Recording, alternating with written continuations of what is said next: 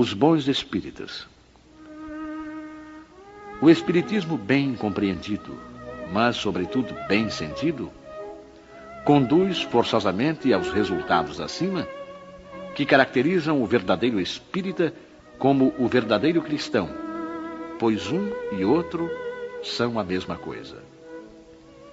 O espiritismo não cria uma nova moral, mas facilita aos homens a compreensão e a prática moral do Cristo, ao dar uma fé sólida e esclarecida aos que duvidam ou vacilam. Muitos, porém, dos que creem na realidade das manifestações, não compreendem as suas consequências nem o seu alcance moral, ou, se os compreendem, não os aplicam a si mesmos. Por que acontece isso?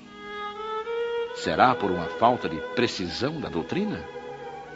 Não, porque ela não contém alegorias nem figuras que possam dar lugar a falsas interpretações. A clareza é a sua própria essência, e é isso que lhe dá força para que atinja diretamente a inteligência. Nada tem de misteriosa, e seus iniciados não possuem nenhum segredo que seja oculto ao povo.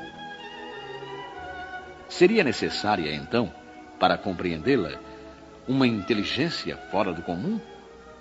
Não, pois vêem-se homens de notória capacidade que não a compreendem, enquanto inteligências vulgares, até mesmo de jovens que mal saíram da adolescência, apreendem com admirável justeza as suas mais delicadas nuances.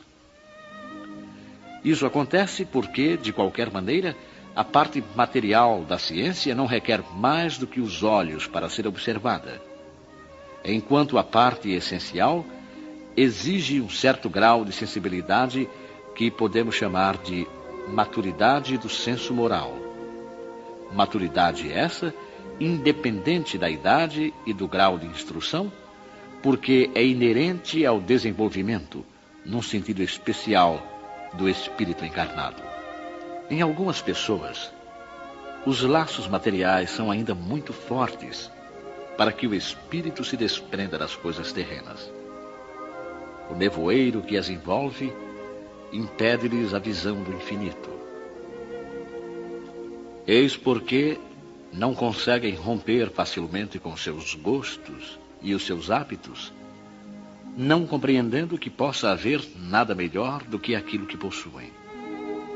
A crença dos espíritos é para elas um simples fato, que só modifica pouco ou nada das suas tendências instintivas. Numa palavra, não veem mais do que um raio de luz, insuficiente para orientá-las e dar-lhes uma aspiração profunda, capaz de modificar-lhes as tendências. Apegam-se mais aos fenômenos do que à moral, que lhes parece banal e monótona.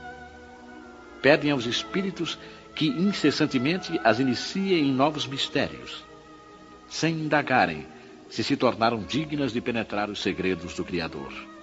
São, afinal, os espíritas imperfeitos, alguns dos quais estacionam no caminho ou se distanciam dos seus irmãos de crença porque recuam ante a obrigação de se reformarem, ou porque preferem a companhia dos que participam das suas fraquezas ou das suas prevenções. Não obstante, a simples aceitação da doutrina, em princípio, é um primeiro passo que lhes facilitará o segundo, numa outra existência. Aquele que podemos, com razão, qualificar de verdadeiro e sincero espírita, encontra-se num grau superior de adiantamento moral.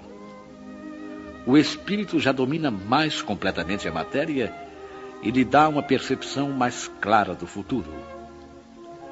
Os princípios da doutrina fazem-lhe vibrar as fibras, que nos outros permanecem mudas. Numa palavra, foi tocado no coração e por isso a sua fé é inabalável. Um é como o músico que se comove com os acordes. O outro apenas ouve os sons. reconhece-se o verdadeiro espírita pela sua transformação moral e pelos esforços que faz para dominar suas más inclinações. Enquanto um se compraz no seu horizonte limitado, o outro, que compreende a existência de alguma coisa melhor, esforça-se para se libertar e sempre o consegue, quando dispõe de uma vontade firme.